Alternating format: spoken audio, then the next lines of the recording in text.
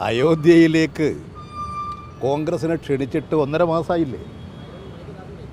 1.5 മാസക്കാലം അവർക്കൊരു തീരുമാനമെടുക്കാൻ കഴിഞ്ഞില്ല. അതാണ് കോൺഗ്രസിൻ്റെ നേതൃത്വം നേരിട്ടുകൊണ്ടിരിക്കുന്ന ഗുരുതരമായിട്ടുള്ള പ്രശ്നം.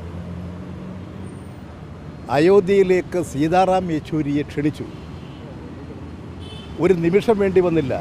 കത്ത് കിട്ടിയപ്പോൾ തന്നെ CPM-ൻ്റെ പ്രതികരണം വന്നില്ലേ? അത് CPM-ൻ്റെ രാഷ്ട്രീയ നിലപാടാണ്. അതാണ് ഇത് സംബന്ധിച്ചിട്ടുള്ള വ്യത്യസ്തത. ഇപ്പോഴെങ്കിലും ഇങ്ങനെ ഒരു തോന്നൽ അവർക്കുണ്ടായത് വളരെ നല്ലത്. രാജ്യം അഭിമുഖീകരിക്കുന്ന ഗൗരവമേറിയ പ്രശ്നമാണ് വർഗീയ ഫാസിസ്റ്റ് ഭീകരതയും അതിൻ്റെ ആപത്തും.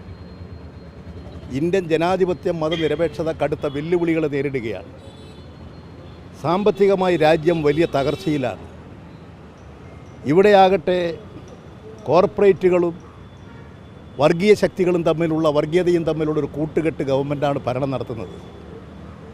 ഇതിൻ്റെ എല്ലാം ദുരിതം ജനങ്ങൾ പേറുകയാണ്. അതുകൊണ്ട് തന്നെ ഇന്ത്യൻ ജനത അനുഭവിക്കുന്ന ദുഃഖങ്ങൾക്ക് പരിഹാരം കാണാൻ എല്ലാ മതേതര ജനാധിപത്യ ശക്തികളെയും യോജിപ്പിക്കുക.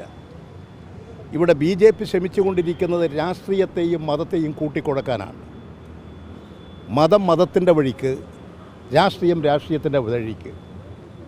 മതത്തെ സംബന്ധിച്ച് മത ആചാരാനുഷ്ഠാനങ്ങൾ നടപ്പിലാക്കുന്ന അതിൻ്റെ മഹൽ വ്യക്തികളത് കൈകാര്യം ചെയ്യട്ടെ. പള്ളിയിലെയും ചർച്ചിലെയും അമ്പലങ്ങളിലെയും ഒക്കെ കാര്യങ്ങൾ അവർ തീരുമാനിക്കട്ടെ. അമ്പലങ്ങളിലെ പൂജാരിമാരും അതുപോലെ പള്ളിയിലെ പാതിരി അച്ഛനും മുസ്ലിം പള്ളികളിലെ അവരുടെ മൗലവിമാരും ഒക്കെ തീരുമാനിക്കേണ്ട കാര്യങ്ങളിൽ രാഷ്ട്രീയ ഇടപെടൽ ഉണ്ടാകാൻ പാടില്ല.